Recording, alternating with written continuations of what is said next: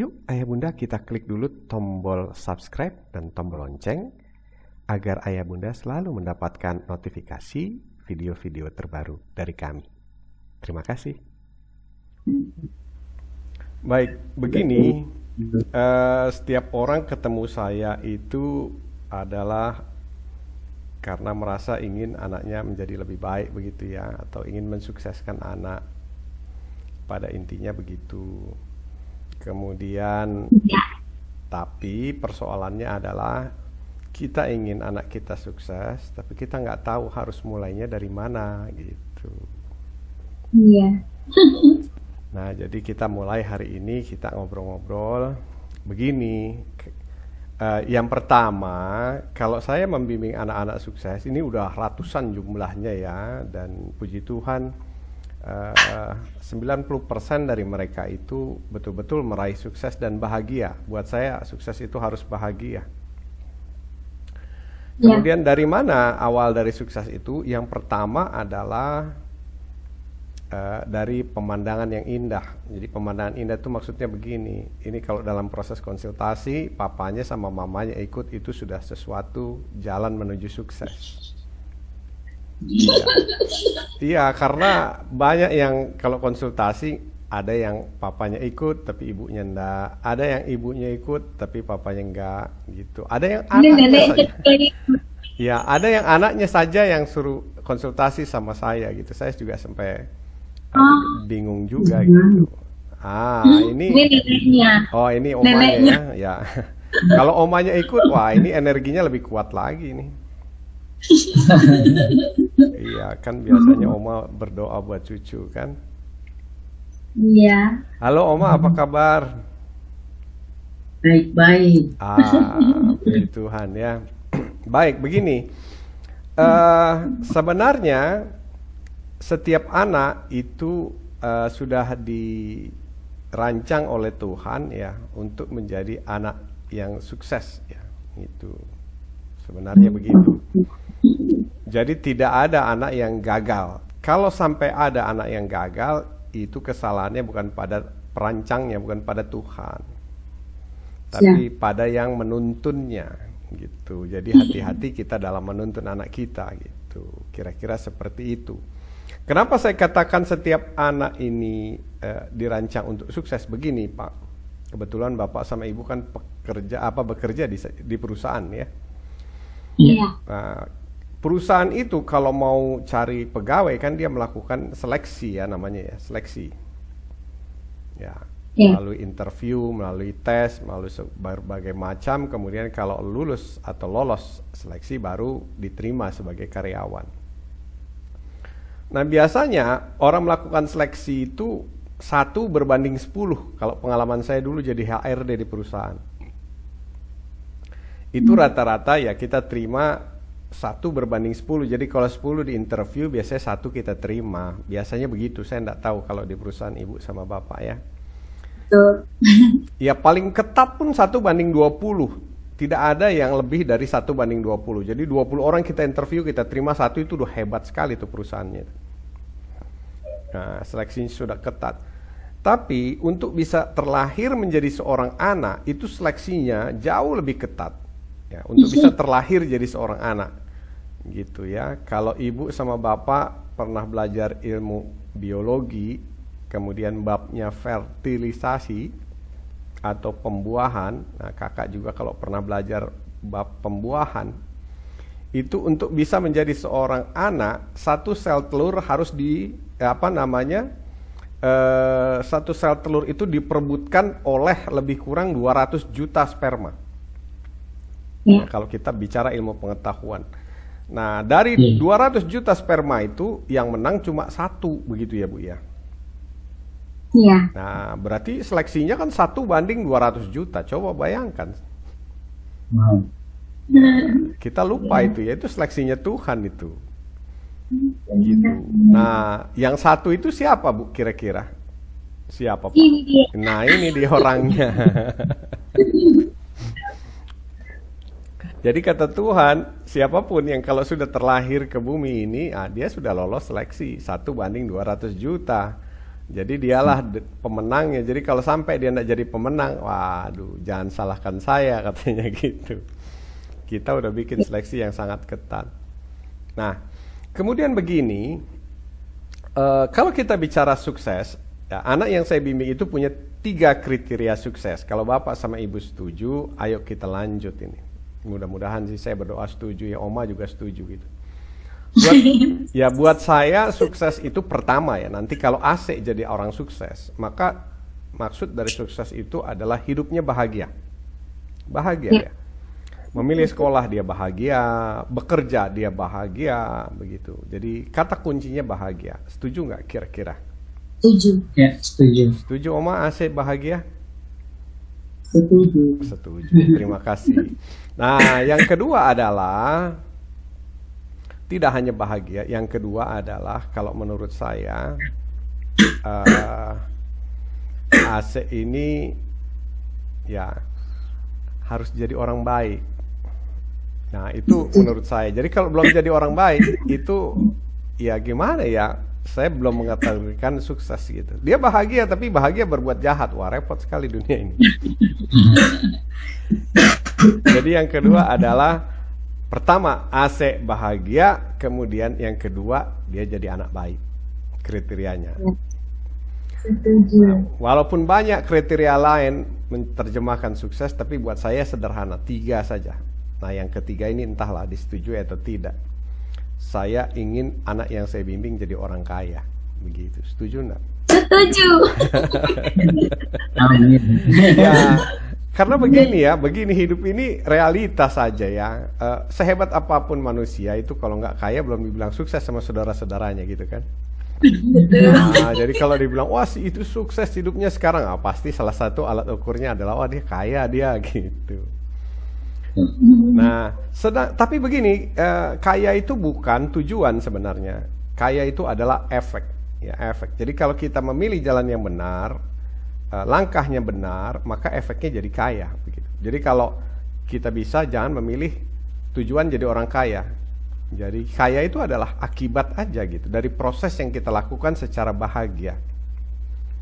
Nah, kalau semuanya setuju, ayo kita lanjut. Setuju. Setuju. Baik. Nah, kemudian sukses itu apa? Sukses itu ke arah mana dan bagaimana? Nah, menurut saya begini. Kalau kita bicara sukses, maka kita harus mengetahui arah suksesnya. Nah, arah sukses itu apa? Setiap orang beda-beda. Arah sukses setiap orang itu beda-beda. Jadi papanya sama mamanya beda, mungkin omanya juga beda, AC juga nanti beda. Nah, karena sukses itu sudah diletakkan oleh Tuhan di yang disebut sebagai di garis takdir ya, garis takdir. Pernah dengar takdir? Iya. Pernah dengar ya? Saya pernah dengar takdir, nak? Pernah. Pernah. Oke. Oma pernah dengar takdir, Oma? Pernah. Pernah. Baik. Terus kalau pernah dengar, kira-kira takdir itu apa sih? Nah, ayo kita berpikir. Saya berikan waktu 3 tahun untuk berpikir. Apa takdir itu kan? Sekarang saya tanya dulu, percaya nggak ada takdir? Percaya. Percaya ya. Percaya Oma ada takdir ya. Ada takdir ini. Bukan kebetulan, ini sudah takdir ini. Iya. Nah, percaya ada takdir. Terus takdir itu apa? Takdir itu Nasib ya. takdir itu ada yang udah digariskan, ada yang bisa diubah. Oke, baik. Takdir itu ada yang sudah digariskan, ada yang bisa diubah. Nah, sekarang pertanyaan saya, pernah dengar nasib? Ini nasibku nih. Itu kali takdir yang bisa diubah itu nasib kali. Oh, baik, baik. Ya. Jadi kalau takdir tidak bisa diubah, kemudian kalau nasib bisa diubah begitu ya? Iya. Kalau Pak David sendiri gimana kira-kira pendapatnya? Apa bedanya takdir sama nasib ini? Kalau takdir ya seperti kita ini kan ditakdirkan untuk bertemu pada sore hari ini. Oke. Kita ditemukan Kita ditakdirkan untuk bertemu sore hari ini. Kalau nasib apa Pak David? Nasib itu macam kita punya perjalanan hidup yang istilahnya kayak sementara saya dengan istri jalani, nasibnya jadi karyawan di sana. Oh. Tapi bisa dirubah kalau mau jadi pebisnis tetap masih bisa. Oh baik, begitu. Ya, baik, itu nasib ya. Ini saya tanya sama Pak David ini, tapi jawabannya harus hati-hati ini. Nah, pertanyaan saya begini Pak David, kalau begitu ya, ini untuk biar kita jelas bedakan nasib sama takdir, karena kita bisa mensukseskan anak kita kalau kita paham betul apa bedanya takdir sama nasib. Kalau kita belum paham membedakan takdir sama nasib, maka kita sulit untuk membimbing anak kita ke arah sukses. Jadi kalau kita sudah paham betul apa itu takdir, apa itu nasib, di mana bedanya, maka kita bisa mensukseskan anak kita. Kalau kita belum paham, itu saya agak nggak yakin kita bisa membuat anak kita sukses. Gitu. Jadi ini penting buat kita, bahwa yang penting itu kita adalah paham dulu takdir sama nasib. Nah, saya tanya nih Pak David, kalau Pak David ketemu saya hari ini katanya takdir ya. Oke, ya.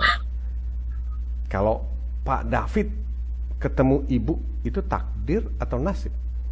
Nah, ini harus hati-hati jawabnya nih Pak.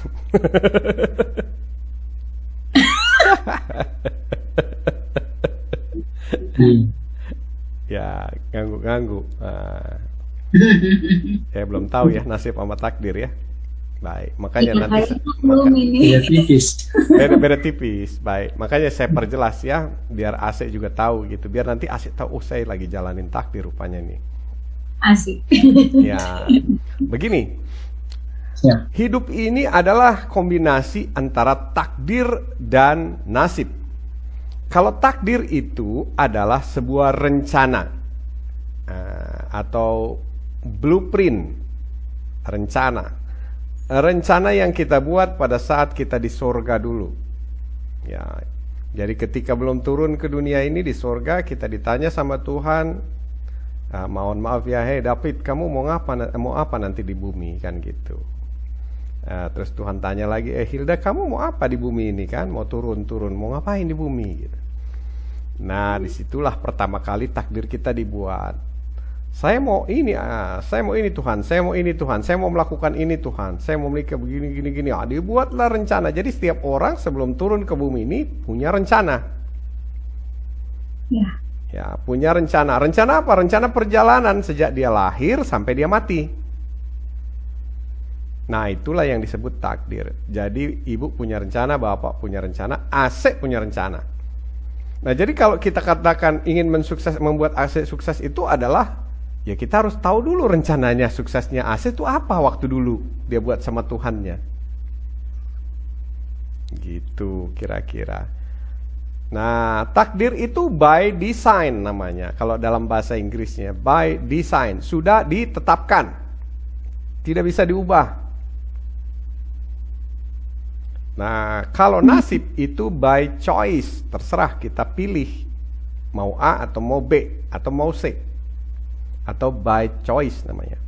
Jadi takdir itu by design, nasib itu by choice. Nah, sekarang saya tanya, apa contohnya yang by design? Sudahlah, tidak bisa pilih. Ya sudah, begitu adanya dari sananya. Apa contohnya takdir by design? Kita nggak bisa pilih lahir di bangsa mana, orang tua siapa. Ya, betul sekali. Di bangsa mana kita tidak bisa pilih. Orang tuanya siapa kita tidak bisa pilih. Nah, kita laki-laki atau perempuan itu juga kita tidak bisa pilih. Udah by design. Gitu. Tidak hanya orang tua kita siapa, anak kita siapa kita juga nggak bisa pilih. Itu sudah by design. Apalagi yang by design? Wajah kita ini nggak bisa pilih. Udah by design dari sananya gitu. Padahal dulu kalau boleh pilih, saya mau pilih wajahnya Brad Pitt. Ya, Alhamdulillah. biar enak dilihat dikit kan gitu kan, nggak bulat-bulat semua kan. Kalau saya wajahnya bulat-bulat semua sampai hidungnya pun ikut bulat. Nah, begitu kira-kira. Jadi by design, kita harus tahu dulu by design. Nah, sekarang kita juga harus tahu dulu desainnya AC ini oleh Tuhan arahnya mau kemana. Nah itu dia yang kita nggak tahu. Nah, itu dia. Kalau by choice itu adalah pilihan. Pilihan maksudnya begini, kan kita sudah buat rencana. Rencana ini mau diwujudkan atau tidak, itu terserah kita, kata Tuhan. Itulah nasib. Jadi terserah kalian. Rencananya ada, kemudian terwujud atau tidak, nah, itu namanya nasib. Itulah kombinasi bahwa hidup ini selalu ada takdir, kemudian ada nasib. Ada yang sudah ditetapkan, digariskan. Ada yang boleh pilih. Mau diwujudkan atau tidak diwujudkan. Nah, takdir ini di semua agama dibenarkan. Ada.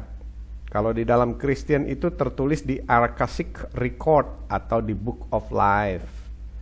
Kalau di Hindu itu tertulis di garis tangan.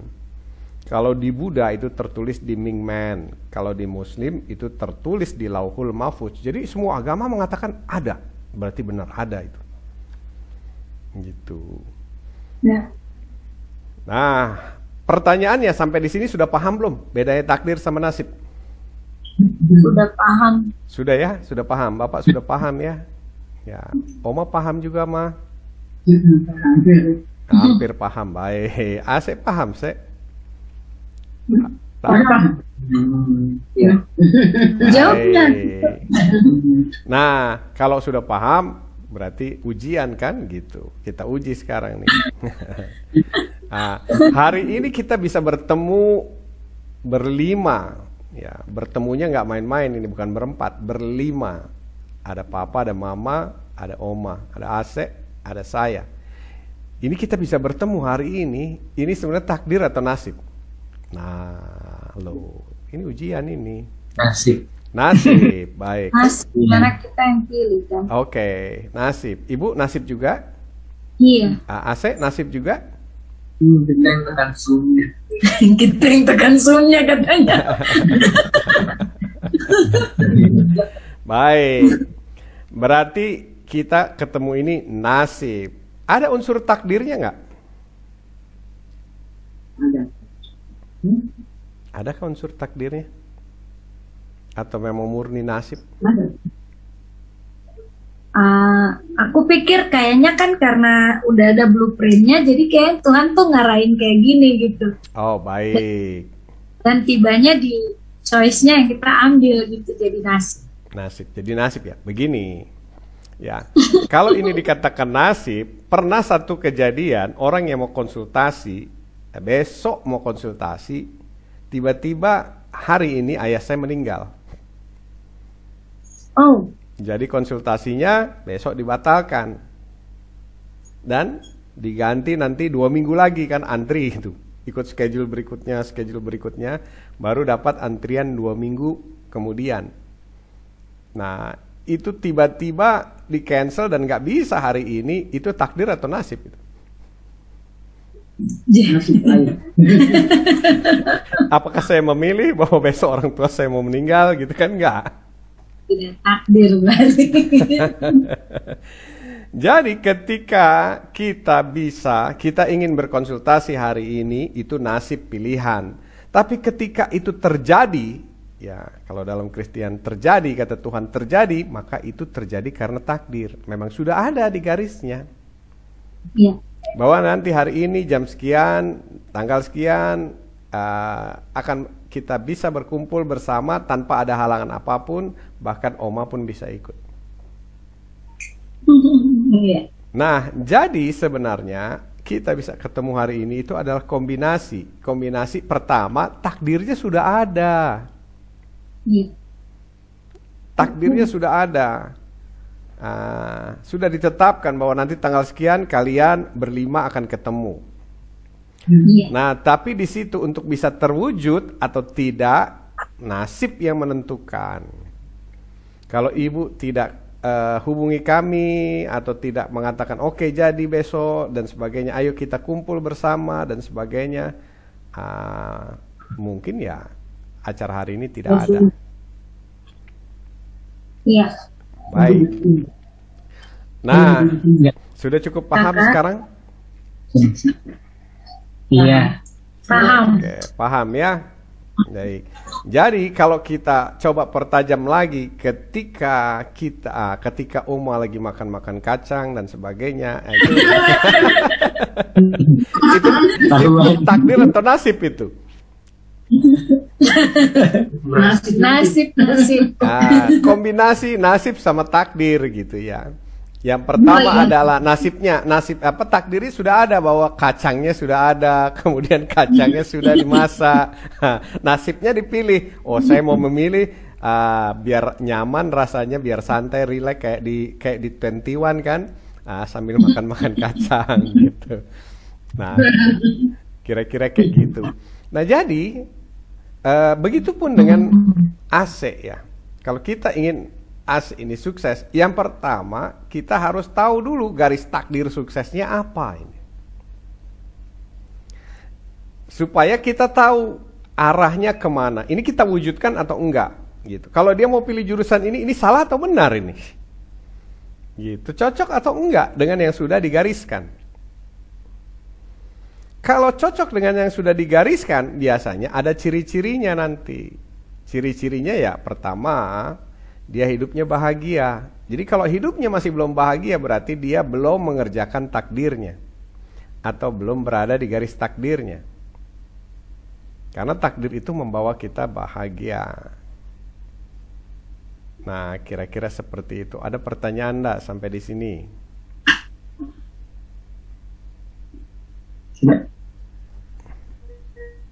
Belum ada ya.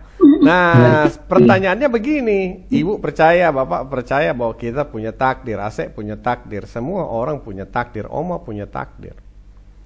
Tapi pertanyaannya, adakah di antara kita yang ingat takdir kita? Apa sih takdir kita?